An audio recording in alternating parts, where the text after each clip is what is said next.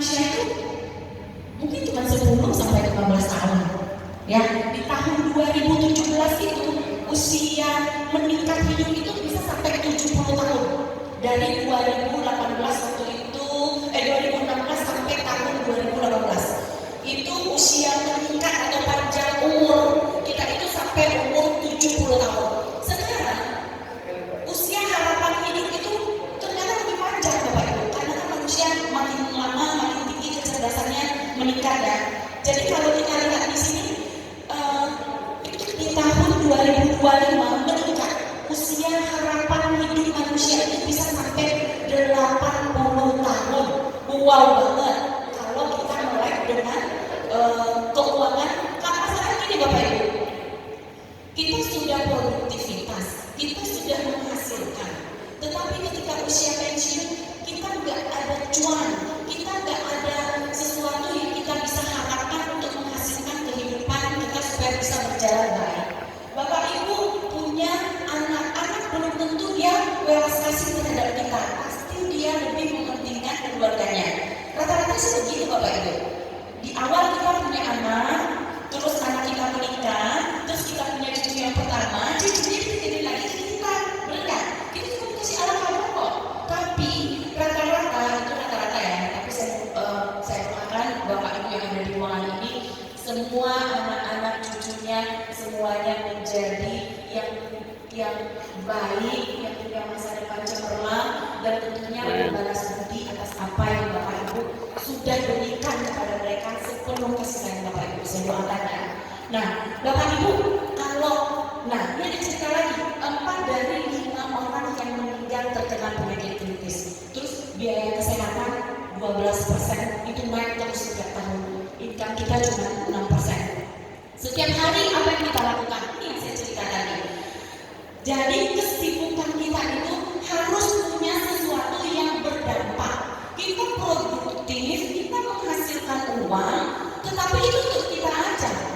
Terus satu lagi, ibaratnya gini, kalau yang namanya full impact untuk your life, berarti itu bukan about minimnya itu mengenai kita paying bill atau membayar sebuah kebutuhan. Kita itu impactfulnya itu adalah full untuk kita punya dreams, full you dream, dan kita bisa berbagi atau sharing each other untuk membuat orang juga kaya dan membuat kita juga kaya. Setuju ya Bapak Ibu? Jadi kita harus punya kesibukan yang bermakna. Nah, tujuannya apa? Nah, tujuannya kalau kita melakukan sesuatu yang berbeda, maka hasilnya berbeda pula. Terus ada bilang, Bu Monik, saya udah melakukan kok. Setiap hari saya time work saya 1 sampai 8 jam itu per hari saya lakukan. Saya do something, forget something. Tapi ketika kita ingin melakukan sesuatu, apakah itu meaningful? Apakah itu kita full? Karena kita melakukan sesuatu yang bisa kita lakukan untuk makan besok.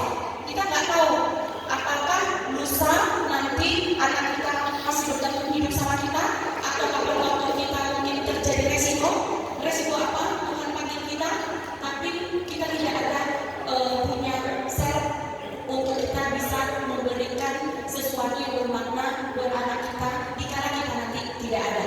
Kalau kita dikasih umur panjang karena ibaratnya pendapatan kita itu aja, tentu kita harus menghidupi diri kita sendiri ya Pak ya. Nah, Bapak Ibu, ini adalah mimpi-mimpi semua orang. Mimpi untuk bisa beli kendaraan bermotor, mimpi untuk bisa pergi jalan-jalan, mimpi untuk bisa memberikan pendidikan buat anak-anak tercinta, mimpi buat liburan. Bapak Ibu yakin nggak? Saya yakin warga Indonesia kebanyakan dia punya pendapatan yang 1 tahun, tapi dia bisa habiskan untuk langsung on vacation dengan keluarganya itu hanya menghabiskan waktu dan uangnya yang dalam 1 tahun tadi untuk bergembira. Nah, dia lupa tuh dan ada lagi. Karena minimnya dari beberapa media saya tanya tadi, mendingan gue investasi dulu daripada gue asuransi. Ingat, investasi itu akan bisa hilang bersama dreams yang Anda buat tadi, atau slide yang tadi saya gambarkan tadi, ketika resiko itu datang terhadap keluarga Anda. gitu.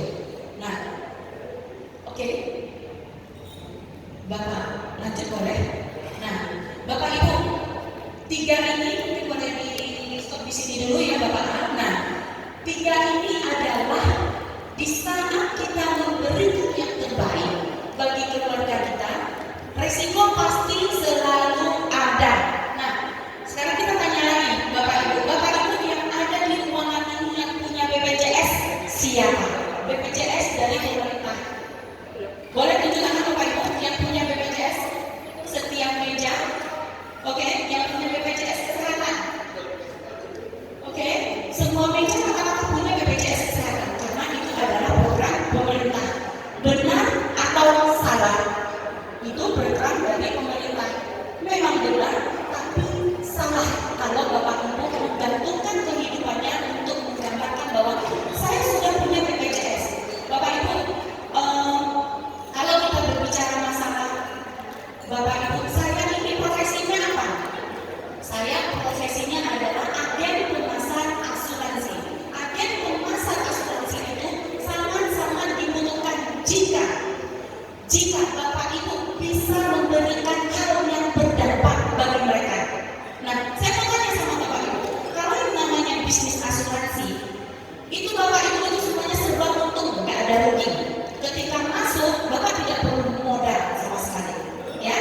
Terus satu lagi, Bapak cuma tingkong sama mereka-mereka yang Bapak ajak bicara, mungkin saudara dekat Bapak, ataupun mungkin tetangga, bahkan anak dari istri Bapak, atau suami dari ibu sendiri, ataupun keluarga dari suami ibu. Itu kalau kita gambarkan, kita hanya bicara dan itu gratis, nggak pakai modal ya, nggak pakai modal kalau kita bicara. Nah, kenapa saya minta nih, tetap ada di sini ya, ada di 3 ini. Kalau Bapak Ibu punya BPJS, tadi saya bercerita Bapak Ibu punya BPJS. BPJS hanya melindungi Bapak Ibu jika Bapak Ibu sakit, ya kan, sakit ringan, terus harus ada penanganan, Bapak Ibu dibiayai secara gratis oleh BPJS karena BPJS adalah program pemerintah. Setuju ya? Tapi apakah Bapak Ibu, itu adalah layer yang pertama. Layer dari asuransi itu adalah BPJS, yaitu program pemerintah. Saya akan sebutkan di sini ada 3 layer. 3 layer. Layer yang kedua adalah program asuransi penyakit kritis. Saya bertanya sama Bapak Ibu, program asuransi penyakit kritis, apakah BPJS itu memberikan dana cair? Dana cair dari BPJS Bapak Ibu tidak ada, oke? Itu adalah layer yang kedua. Kenapa dibutuhkan layer yang kedua? Karena ketika Bapak Ibu sudah Kopi dulu. oleh BPJS, Ada kopi.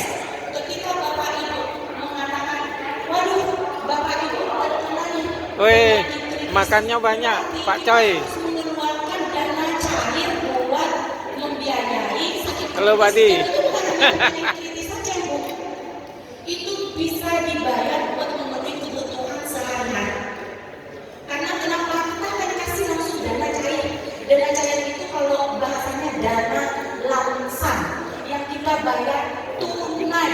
Boleh nggak? Kopi dulu, kopi. Bapak saya terkena sakit kanker, sudah stadium 3, dana cair dari asuransi itu ada 1 miliar.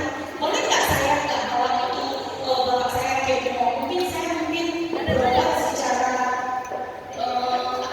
herbal, itu cuma memakan 1 sampai 200 juta. Boleh. Kita Kopi dulu, Pak Armen. Oke? Nah, dana satu cair itu gimana cara menggambarkannya?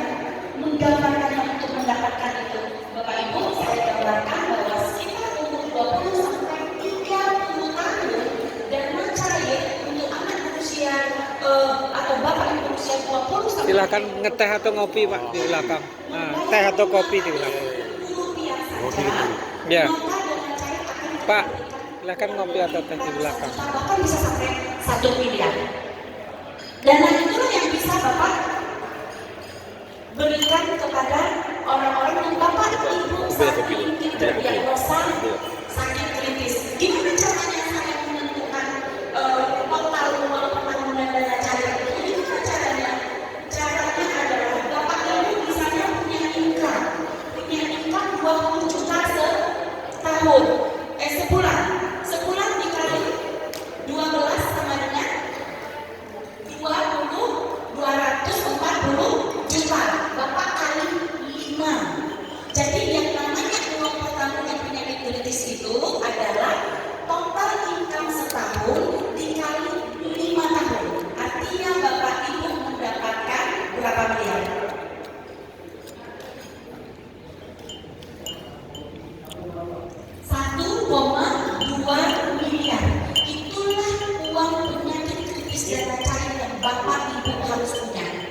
Nanti saya cerita lagi. Yang ketiga, layer ketiga. Pertama tadi layer pertamanya adalah asuransi BPJS untuk membiayai bapak ibu sakit. Yang kedua, layer yang kedua adalah bapak harus punya dana cair untuk penyakit kritis. Yang ketiga itu adalah namanya uang pertanggungan atau yang namanya uang warisan. Nah, uang warisan ini adalah BPJS enggak ketika bapak ibu dibiayai sakit terus tiba-tiba bapak ibu pindah dunia, amit-amit nih bahasa anak sekarang Gen Z ya, give over. Oke, ketika bapak ibu give over, apa yang terjadi dengan kelanjutan hidup penerus anak bapak ibu? Nanti nggak ada. Dreams bapak ibu itu langsung buyar. Kehidupan langsung berubah total. Semua menimpa. Bapak ibu, ketika itu terjadi menimpa keluarga bapak ibu boleh nggak minta sama adik-adik atau kakak-kakak atau tante, bapak, anak saya sekarang SMP, bapaknya meninggal, kita membayarkan uang sekolahnya, dia negeri kok, cuma SMP 4 atau SMP 6, tapi dia ada uang transport setiap pagi every morning sampai dia pulang, dia akan diberikan lagi uang, boleh nggak bayarin supirnya bapak ibu? Ke saudara dekat deh. Menurut bapak ibu, keluarganya keberatan atau langsung bergotong royong ingin menolong si yang berbukan tadi? Sekali doang. After that, forget. Ya kan? Nggak peduli. Tapi ketika kita sukses, dia bilang, oh ini ponakan saya. Setuju ya? Setuju. Oh ini orang dekat saya. Betul. Oh, kalau kita nggak kenal pun, kita gini loh. Ada bahasanya sebenarnya dulu gini ceritanya. Saya kebetulan kan sarjana juga ya. Jadi kalau sarjana hukum itu pasti banyak sekali barangkali hubungan dalam rumah tangga hancur, ya kan? Yang mana jauh mertuanya, kakak ipar nggak care sama kakak beradiknya. Pokoknya every moment, semuanya kalau kita punya uang, kita punya value di mata keluarga. Ya Pak ya? Betul. Nah, saya senang sama yang meja sebelah ini karena maaf ya, mukanya udah mau after setelah produktif. Gimana caranya produktif lagi? Gimana caranya kita bisa punya value lagi? Nah, makanya saya bicara masalah layer yang ketiga, UP. UP itu bapak ibu tadi yang punya kritis cuma dikali 5 tahun aja. Dia penghasilan tadi contoh cerita 20 juta. Kalau bapak ibu ketemu dengan orang yang sama, mungkin 20 sampai 30 tahun dia dengan asuransi, dia boleh punya UP 20 tahun dari penghasilan dia itu adalah UP. Kalau tadi 20 juta dikali dengan 12 adalah 240 juta, dikali dengan 20 tahun dia harus punya 4,8 miliar. Kenapa? Itu adalah riset kita. Ketika kita tidak membebani orang yang sudah gini, kita sudah buat anak nih, kita sudah sekolahin dia, tiba-tiba baru separuh jalan, ternyata kita pindah dunia. Penghasilan kita every day, every month itu adalah 20 juta. 20 juta kalau kita punya uang pertanggungan 4,8 miliar, itu dari mana nggak sih kedengarannya? Kita harus bayar nggak sih 4,8 miliar? Enggak. Umur 30 tahun aja, itu kita uang pertanggungan 1 miliar itu uang, itu cuma sekitar 500-an ribu aja loh Bapak Ibu.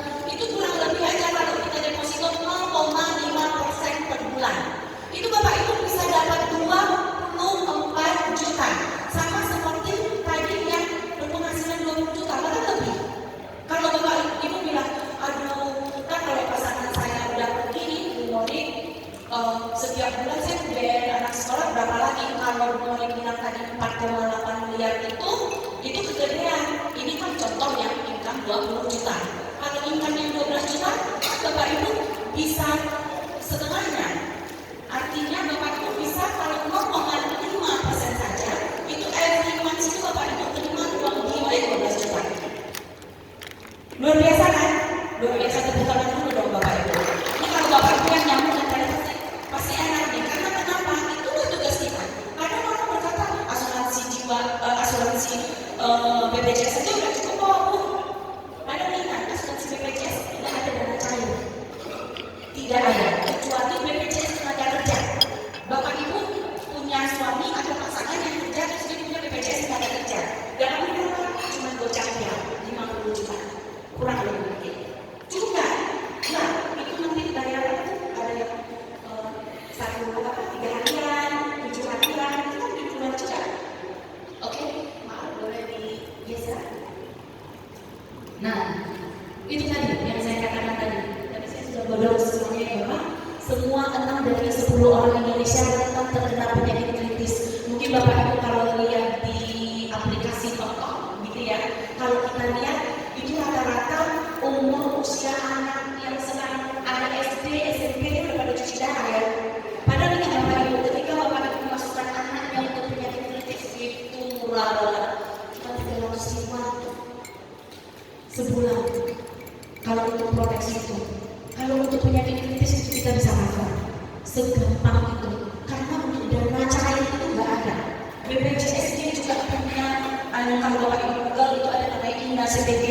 Ina CPG itu adalah limit berapa kali yang harus bayar Anda. Enggak semua, ya. Nah, oke. Nah, Bapak Ibu, ini. Bapak Ibu tahu nggak? 85% pasien dan keluarga bangkrut karena pengobatan dan perawatan penyakit kritis. Itulah yang tadi saya sampaikan. Anda mau investasi dulu tanpa ada dana darurat, itu kalau kata bahasanya yang di sini itu cilaka 12. Karena kenapa? Bapak Ibu tidak punya payung untuk melindungi aset Bapak Ibu. Gini, kalau bercerita itu rata-rata yang terkena resiko penyakit kritis itu orang yang sudah tua. Tapi zaman now karena banyak bakso, sebelah, makanan yang di plastik ya, serba jadi, kita nggak tahu ya. Jadi itu juga bisa mengakibatkan ganda umur lagi. Karena kenapa penyakit kritis itu menggerogoti kita? Pernah nggak Bapak Ibu tiba-tiba dia sehat, terus 2 minggu kemudian dia cek medical check up, and then dokter bilang dia udah stadium 3. Itu tiba-tiba. Karena untuk penyakit kanker itu tidak teraba Bapak Ibu. Dia bisa datang tiba-tiba dan kita bisa pergi secara tiba-tiba juga. Dan itu kita bisa bikin shock. Dan udah kejadian baru nanya, boleh nggak saya masuk asuransi? Saya mau bilang sama Bapak Ibu adalah orang yang masuk asuransi itu adalah ada 2 kriteria. Sehat secara finansial, sehat secara jiwa dan raga. Jadi kalau Bapak Ibu ingin mengedukasikan bareng-bareng di sini, asuransi itu apa? Adalah kita bisa mengedukasi mereka untuk bisa join bersama kita ataupun kita yang beli. Jadi Bapak Ibu yang di sini yang hadir pagi ini nggak harus suruh beli loh. Kalau punya ya sudah. Tapi ingat, apakah UP Bapak Ibu cukup dengan 10 atau 20 tahun kemudian atau masih kurang? Makanya kalau kita berbicara, kenapa orang kaya makin tambah kaya? Karena secara finansial dia mengerti dengan asuransi. Rata-rata orang kaya pasti punya 10 bahkan sampai 20 polis. Saya pernah punya nasabah, 1 orang warga Pekanbaru, dia terkenal sih di Ahmadiyah di sana, tokonya paling besar, dan dia apotek, rata-rata di situ apotek. Dia punya 12 polis dari saya. Orangnya itu saja. Dan dia makin kaya. Kadang-kadang kita pengen kaya, tapi kita nggak punya mindset untuk itu karena kita takut rugi. Asuransi itu 2 enggak. Asuransi itu adalah untuk kehidupan. Oke, Bapak Ibu. Jadi Bapak Ibu nggak rela kalau uang yang sudah kita investasikan itu pergi kemana Pak? Boleh di next Pak? Nah, nggak rela. Juga kasihan wajah dokternya. Rela nggak dikasih ke sini. Udah capek-capek menabung, tapi tiba-tiba uangnya diambil sama om dokter. Saya juga nggak rela.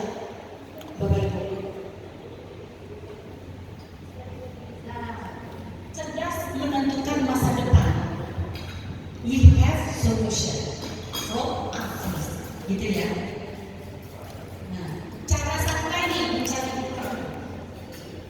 Nah, siklus waktu tadi yang sudah saya ceritakan tadi, 60% dari kehidupan kita itu isi waktu. Nah, waktu kita pasti sangat berharga Bapak Ibu, makanya saya bilang tadi bahwa hidup kita is not busy, but kita harus punya full impactful terhadap kita punya dreams. Jadi sesuatu yang kita lakukan itu harus ada perubahan. Oke, berarti waktu kita sangat berharga. Kalau Bapak Ibu saat ini sebagai karyawan, karir pasti jalan di tempat, income Anda terbatas, waktu kerja tidak seimbang dengan penghasilan, tekanan yang berlebihan, pasti stres dengan keadaan ini. Nah, Bapak Ibu kenapa masih di situ? Nah, apakah Bapak Ibu senang dengan keadaan ini? Saya yakin Bapak Ibu punya mimpi, tapi kalau mimpi Bapak Ibu kerja di zona aman, mimpi bisa terwujud, tapi waktunya lama. Saya nggak bilang bahwa kami sebagai entrepreneur yang punya income kadang ibaratnya rezeki ladang, ya kan? Kadang besok jadi cacing, besok jadi ladang, tapi sukses kita bisa ada terus kalau kita terus konsisten dan persisten. Setuju ya? Tapi ASN bisa nggak punya mimpi? Bisa ASN yang mana dulu? Hasilnya dari mana dulu? Ya kan? Atau dia pegawai swasta, dia bisa menciptakan impian kayak pengen beli mobil, bisa. Dia kredit dulu, ya kan? Lunas mungkin 5 tahun kemudian.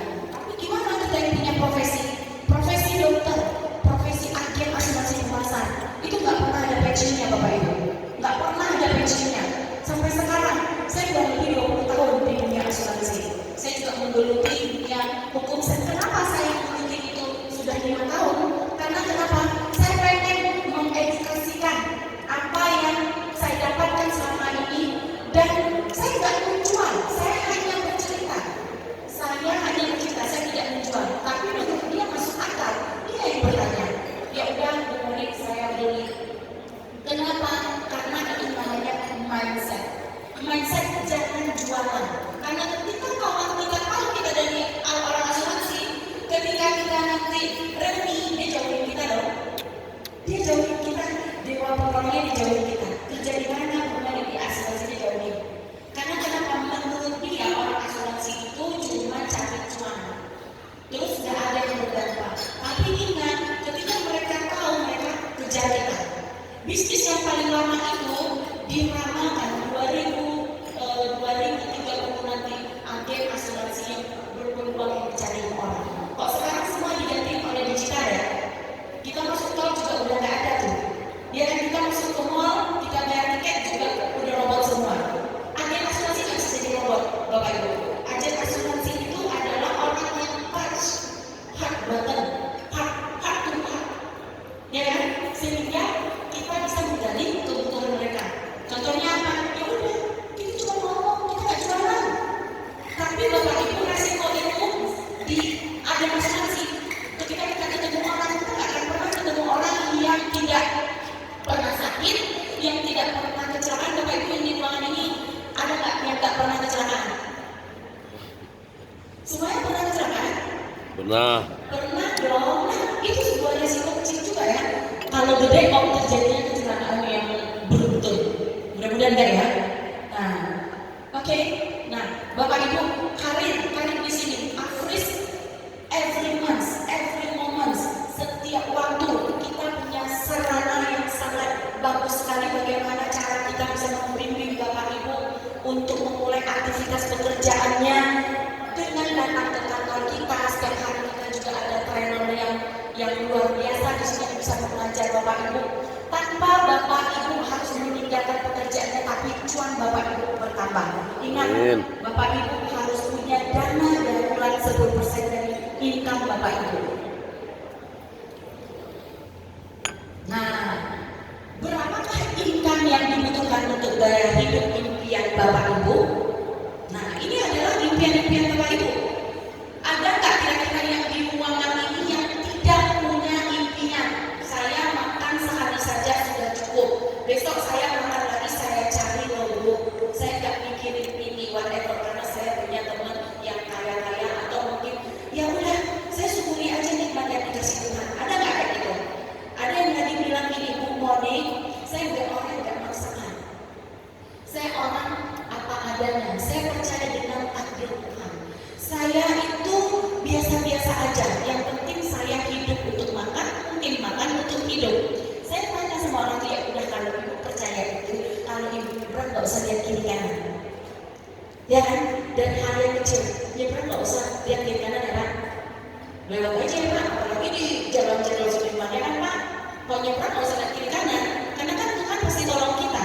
Kalau emang umur kita panjang ya udah, kalau enggak ya udah ditabrak mobil. Seikhlas itu lah Ibu. Nggak mungkin kan? Kita punya privilege sendiri untuk kehidupan kita nanti, untuk kehidupan anak cucu kita nanti. Sakit loh Bapak Ibu merasa nggak dihargai, ya kan? Bapak Ibu pernah nggak kalau pulang kampung? Mungkin dulu ya ceritanya saya berapa Bapak Ibu yang ada di ruang ini adalah orang-orang yang punya income yang luar biasa ya. Apalagi kalau bergabung di kita. Jangan nanti mindsetnya gue ini cerita di sini nanti ujung-ujungnya gue disuruh beli kagak. Bapak Ibu masuk jalan bareng sama kita, yuk kita bisa sukses bersama-sama dengan bisnis yang mulia ini. Karena saya berasa banget ada beberapa yang curhat Bu, kalau setiap pulang kampung itu Pak, kalau lebaran itu biasanya kalau yang ada susah ada berada di sekitar pun, apalagi kalau pakai pajero pagi-pagi sampai ada shopping. Pernah nggak Bapak Ibu di belakang ini? Pernah, dibilang rental nggak? Rental. Pernah ya? Semua orang pasti begitu, apalagi di kampung. Boro-boro Bu, biar kelihatan oke ya Bu, saya sampai rental mobil Bu, biar saya dihargai pas pulang. Kalau kan saya mendingan nggak pulang, itu rata-rata kan dari Jakarta ya, Jakarta gitu ya, dari Jakarta dihargai ya. Padahal mungkin tinggalnya entah di mana, tapi dihargai ketika pulang. Karena kenapa? Padahal dia rental mobil Bu. Dia rental untuk dihargai orang satu kampungnya. Hanya untuk mendapatkan nama di papan nama di kampung, anak si anu, anak si ini, mamanya si anu. Kita nggak butuh itu. Kita butuh sesuatu hal yang bisa merubah kehidupan kita, untuk kita bisa menciptakan dan kita bisa merubah gaya hidup kita, tentunya dengan usaha kita yang berbeda. Bisa nggak? Kita punya goal, semua orang punya goal. Dia ingin mimpi ini terwujud, tapi dia melakukan sesuatu yang sama di 2024. Bisa nggak? Bisa. Bisa nggak Pak Haji? Bisa. Nggak bisa. Oh, nggak bisa. Kita harus melakukan sesuatu yang berbeda pula. Kenapa? Kenapa kita tidak melakukan sesuatu yang berbeda untuk hasil yang berbeda pula? Gitu loh Bapak Ibu. Oke. Nah, boleh Pak dilanjut? Oke. Nah, fakta kehidupan bekerja, berpenghasilan, punya gaya hidup, tabungan. Rencana masa depan sudah diciptakan matang-matang. Sudah digariskan bahwa ini adalah tujuan. Tapi ingat, resiko itu pasti akan terjadi. Ini semua bakal gak kedapatan. Karena kenapa? Resiko itu ada yang namanya sakit kritis, kecelakaan, cacat, meninggal dunia, apalagi resikonya? Pak, apalagi resiko? Sakit kritis, cacat, meninggal dunia, apalagi? Kecelakaan, apalagi? Wow, itu resikonya. Aku selalu kesini. Karena resikonya. Iya kan? Ini kita mana dia resiko? Oke, kenapa? Resiko itu ada satu. Nah, biasa Bapak pasti kalau udah tua, ibaratnya saya bilang dari budaya kayak kalau kita ke masjid, ya kan? Kita udah tua pasti udah beribadah ya Pak ya. Kalau dulu kan kita asik di dunia, baru nanti 60-70%-nya udah ke akhirat, ya kan? Tapi kadang-kadang ketika kita tidak punya value atau sesuatu, kita tuh nggak nyangka loh. Nggak usah dengerin Bapak itu lagi, karena value-nya udah nggak ada. Value itu beruntung bersama dengan ekonomi kita. Kalau kita pensiun, dia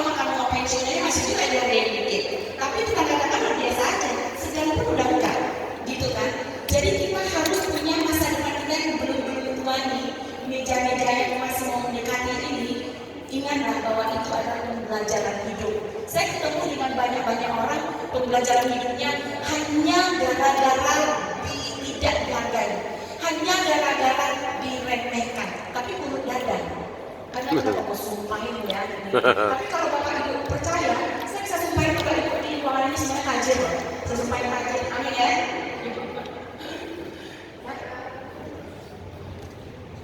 Oke. Berarti kata yang tepat untuk pembicaraan kita hari ini adalah menabung konsisten terus mengelola risiko.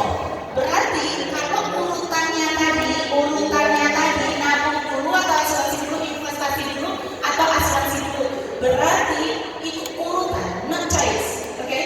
Gak ada pilihan, tidak ada pilihan. Berarti kita choose your choice on your life. Itu adalah kita punya yang namanya dana darurat dulu, baru kita berinvestasi. Because what? Karena dana darurat itu melindungi dari hasil investasi Anda. Gimana caranya? Oke, gimana caranya? Afris adalah solusinya, karena tidak ada sesuatu yang ibarat kata yang membuat kita itu untung hanya dengan kita menabung. Karena kalau tidak konsisten, inflasi itu lebih mengalahkan daripada hasil tabungan kita. Terus resiko sakit serius dan meninggal saat menabung. Itulah yang tadi saya bilang. Coba Bapak Ibu tanamkan di hatinya, di pikirannya, bahwa ketika kita menabung itu adalah untuk anak cucu kita dan bukan untuk menghabiskan uang itu untuk membayar risiko yang terjadi nanti. Sehari lagi, 2 hari lagi. Bapak Ibu saat ini duduk di meja